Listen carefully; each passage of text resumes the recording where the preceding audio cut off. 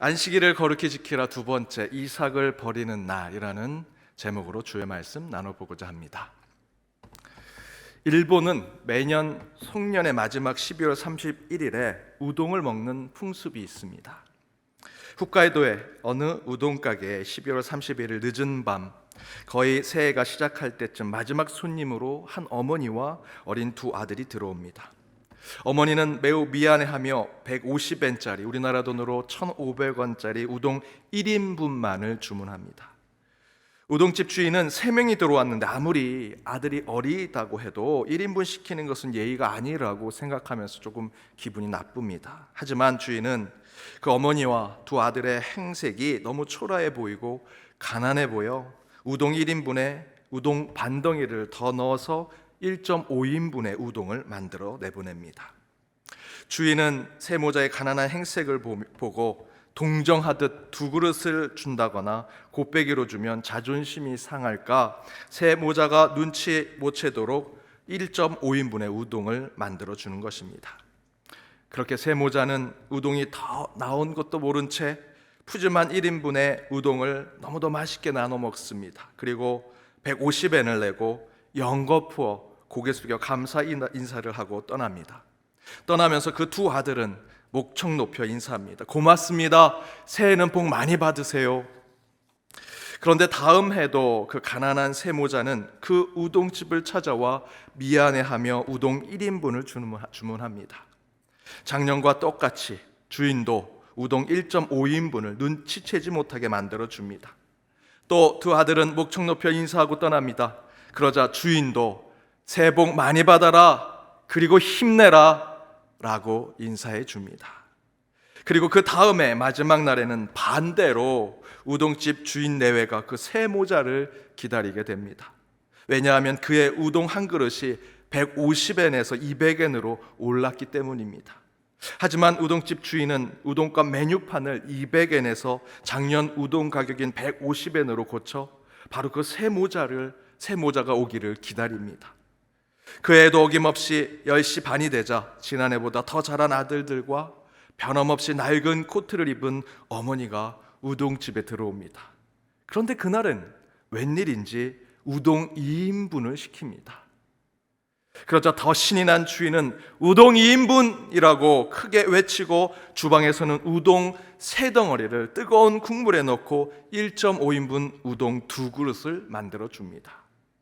그리고 우동집 주인 내외는 무심한 척 새 모자의 대화를 귀 기울여 듣습니다. 어머니는 아들들에게 그날 마침 죽은 아빠의 빚을 다 갚은 날이라고 하면서 우동 한 그릇이 아니라 2그릇을 시킨 이유를 설명해 줍니다. 그리고 막내 아들이 발표한 우동 한 그릇이라고 하는 장문의 이야기를 합니다. 매해 마지막 날 세상에서 가장 맛있는 우동을 먹고 우동집 아저씨와 아줌마로부터 새해 복 많이 받아라 라는 인사를 들으면 그 주인 아저씨의 목소리가 지지 말고 살아라, 힘내라 라고 말하는 것 같은 기분이 들었다고 하면서 어른이 되면 일본에서 제일 좋은, 제일 맛있는 우동집 주인이 되는 것이 꿈이라고 말하는 새 모자의 이야기를 듣고 주인 내에는 계산대 깊은 곳에 몸을 숙이고 보이지 않게, 소리 나지 않게 수건을 잡고 눈물을 흘립니다. 그러나 그 이후에 새 모자는 14년 동안 그 우동집에 나타나지 않았습니다. 그리고 세월이 지나고 한 노부인과 관장한 두 청년이 들어와서 이렇게 말합니다.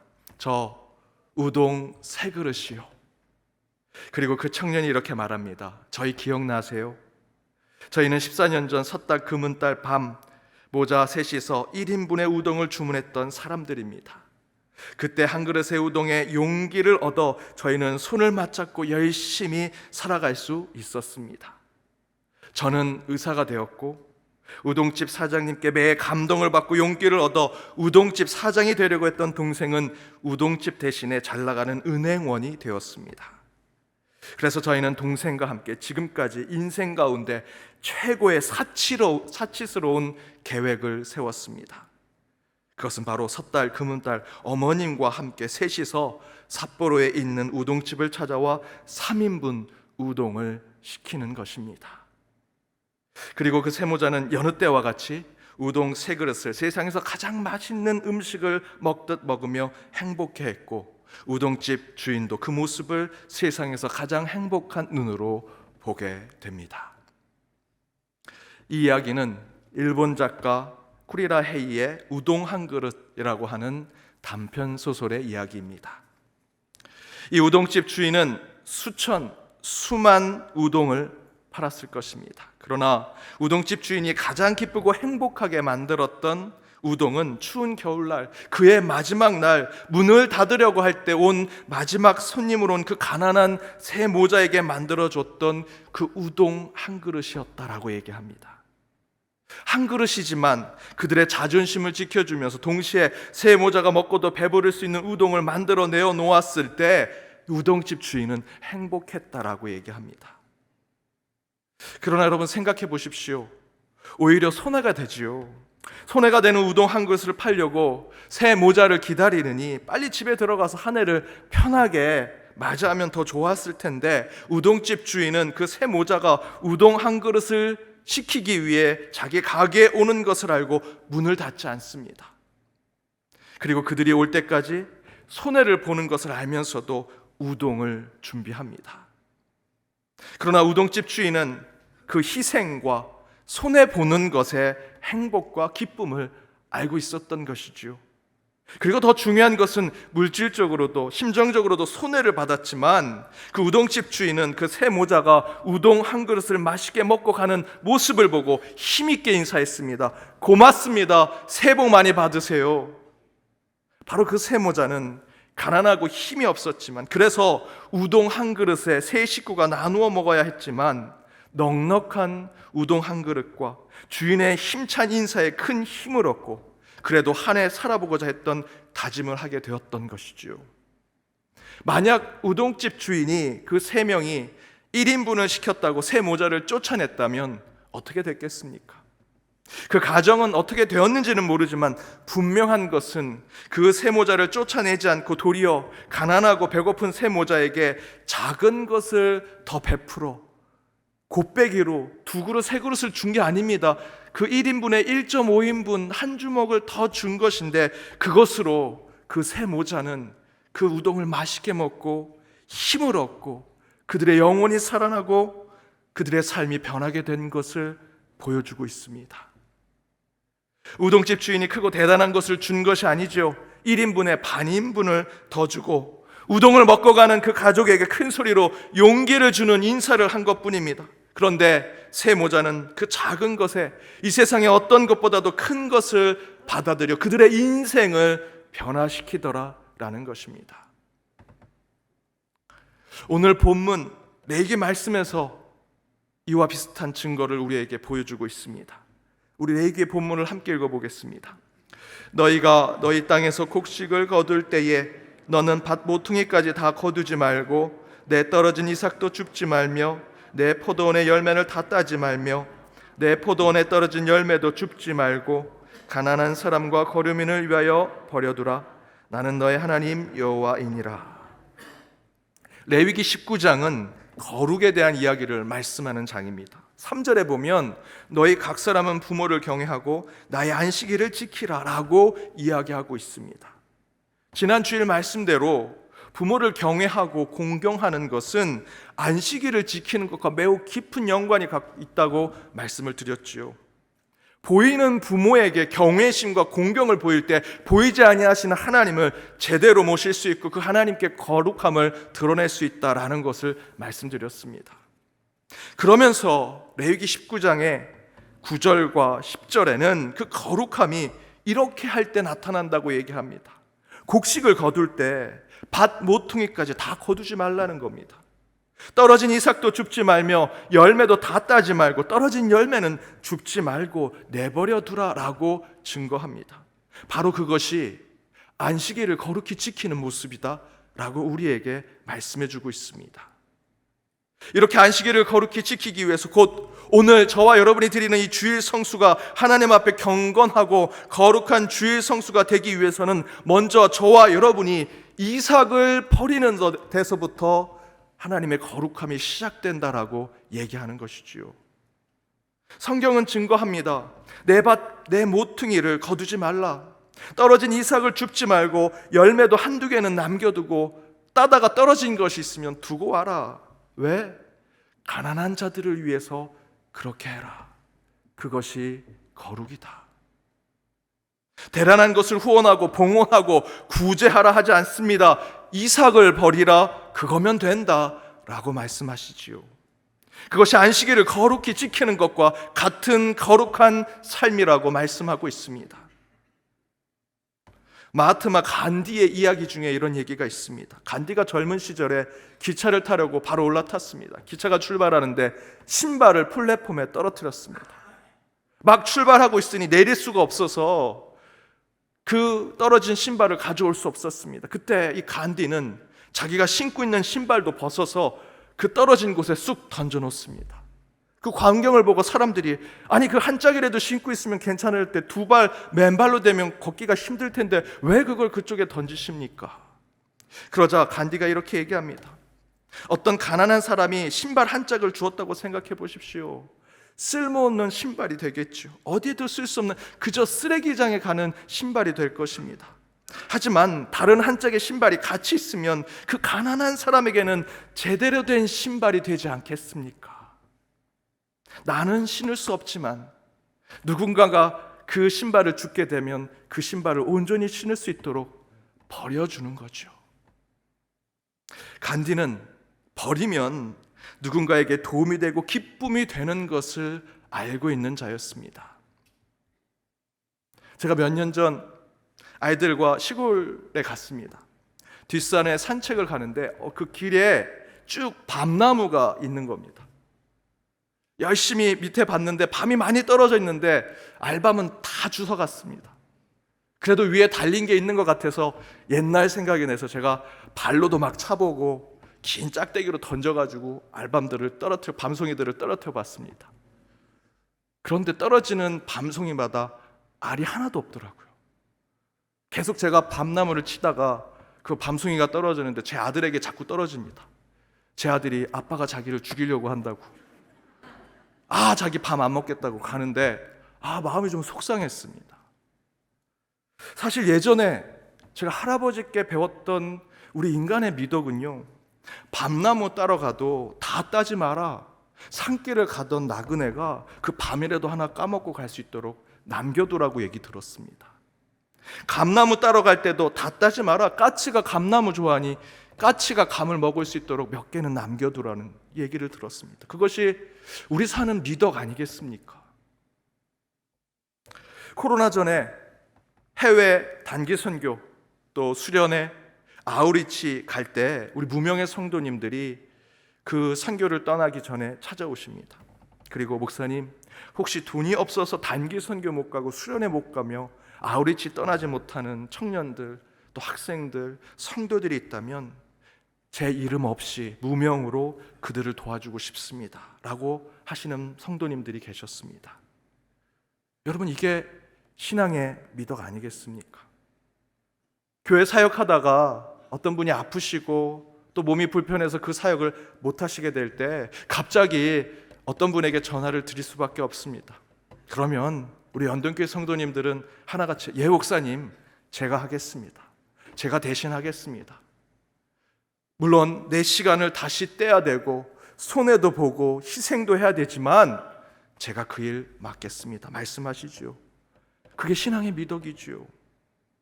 여러분, 결혼식에는 못 가도요, 장례식에는 꼭 가서 그들의 눈물을 닦아주고 슬픔을 함께하고 그들의 아픔과 고난 가운데 그것을 같이 나누는 것이 우리 신앙인의 모습 아니겠습니까?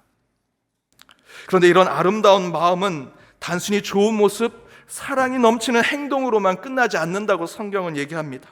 그런 가난한 자들을 위해 이삭을 일부러 버리고 남겨두고 부족한 자들을 위해 대신 부족함을 채워주고 대신 책임져 주며 아프고 배고픈 이들을 위해 우동 한 그릇을 푸짐하게 내어놓는 그런 마음은 우리 신앙 안에서는 경건이요 거룩이다. 그것이 안식일을 지키는 것과 다를 바가 없다라고 성경은 얘기합니다.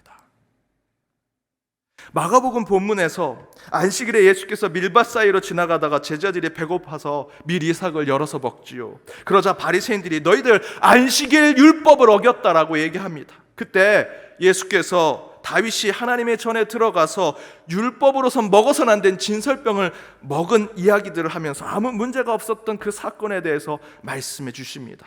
그리고 이렇게 얘기하시죠. 마가복음 본문 27절과 28절입니다. 함께 읽겠습니다. 또 이르시되 안식일이 사람을 위하여 있는 것이요 사람이 안식일을 위하여 있는 것이 아니니 이러므로 인자는 안식일에도 주인이니라.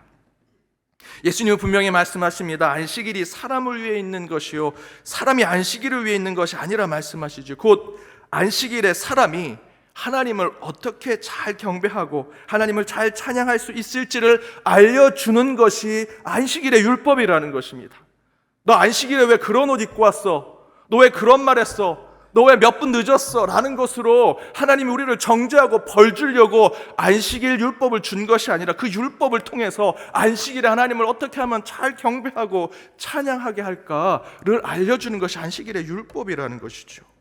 따라서 안식일의 율법은 사람이 하나님을 잘 경배하도록 그 방향과 길을 알려주는 법이 되어야 합니다. 그런데 바로 그런 사람이 안식일 날 하나님을 잘 경배하도록 해야 하는 그 율법을 레위기는 이렇게 얘기하죠. 이삭을 버려두고 가난한 사람들에게 그것을 남겨두는 것, 그것이 안식일을 거룩히 지키는 그리스도인의 모습이라고 우리에게 말씀해주고 있습니다. 신약 대전을 쓰며 중세교회 신학의 이론적 정립을 했던 토마스 아퀴나스는 이렇게 얘기했습니다. 배고픔으로 죽어가는 사람에게는 가르침이 아니라 먹을 것을 줘야 한다. 토마스 아퀴나스는 중세 로마 카톨릭 교회 신학의 거의 대부분을 이론적으로 정립한 사람입니다.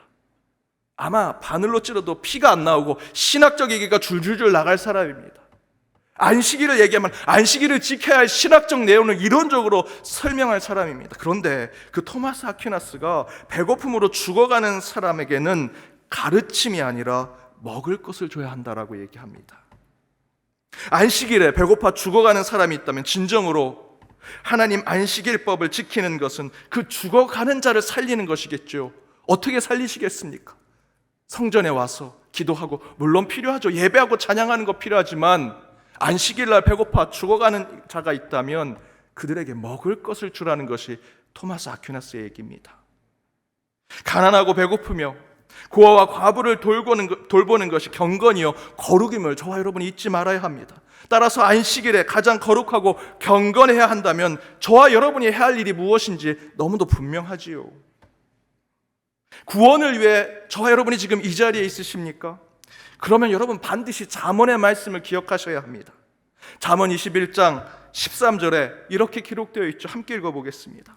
귀를 막고 가난한 자가 부르짖는 소리를 듣지 아니하면 자기가 부르짖을 때에도 들을 자가 없으리라. 귀를 막고 가난한 자가 부르짖는 소리를 듣지 아니하면 반대로 저와 여러분이 하나님께 부르짖고 간청할 때 하나님이 듣지 않으실 것이다 라고 성경은 증거합니다.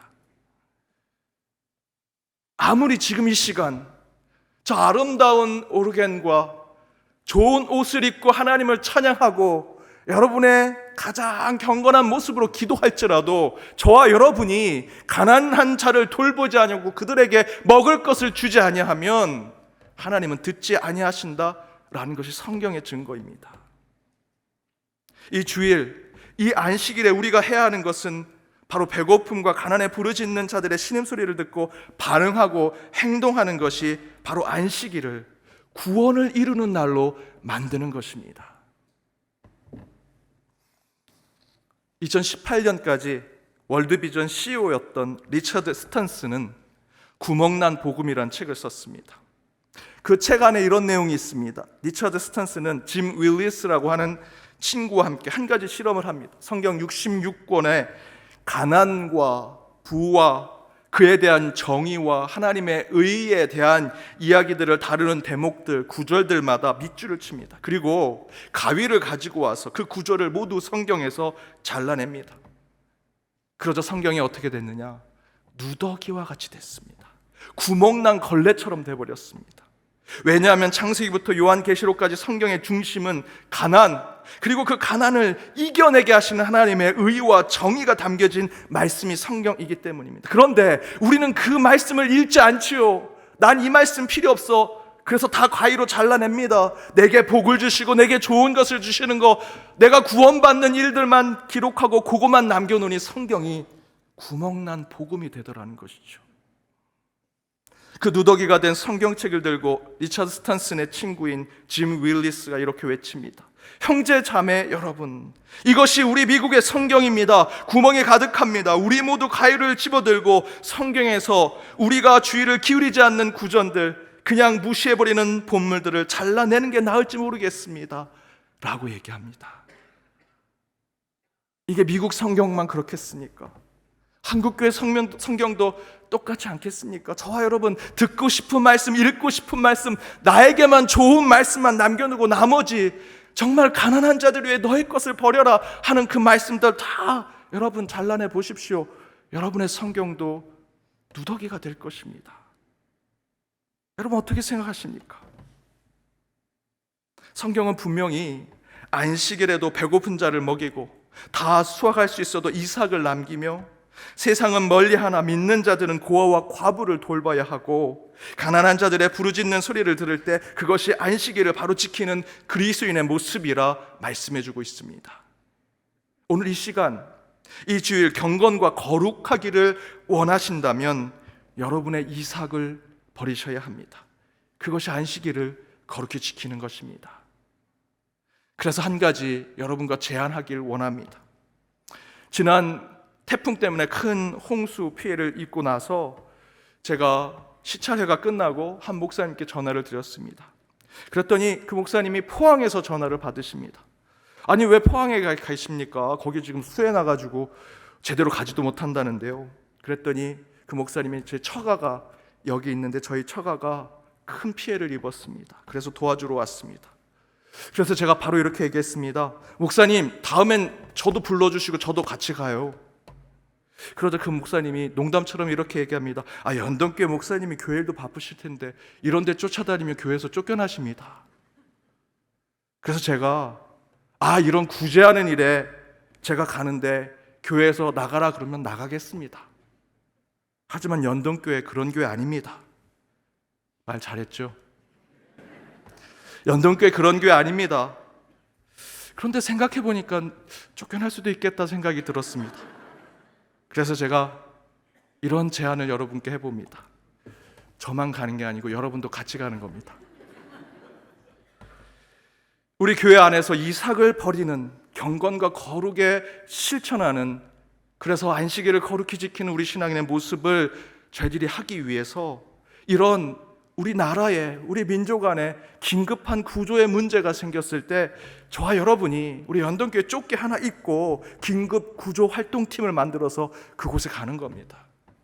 연동교회와는 상관이 없지만 우리 연동교회 한국교회를 섬기고 이 나라 이민족을 섬기는 교회 아닙니까?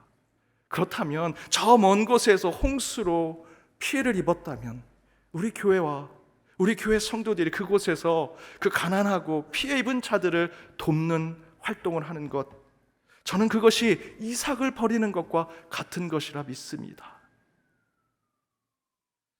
여러분, 이삭을 버리십시오. 큰 것 아닙니다. 떨어진 열매 그냥 두시고요, 달려있는 열매도요 몇 개는 남겨두고, 여러분 손에 쥐어진 것 그 가운데 다 손을 피고 나누라는 것이 아닙니다. 하나, 두 개의 손가락만 펴서 그곳으로 흘러가는 것이 가난한 자들과 배고픈 자들에게 나갈 수 있도록 여러분 그 이삭을 버리시는 신앙의 삶을 사시기 바랍니다.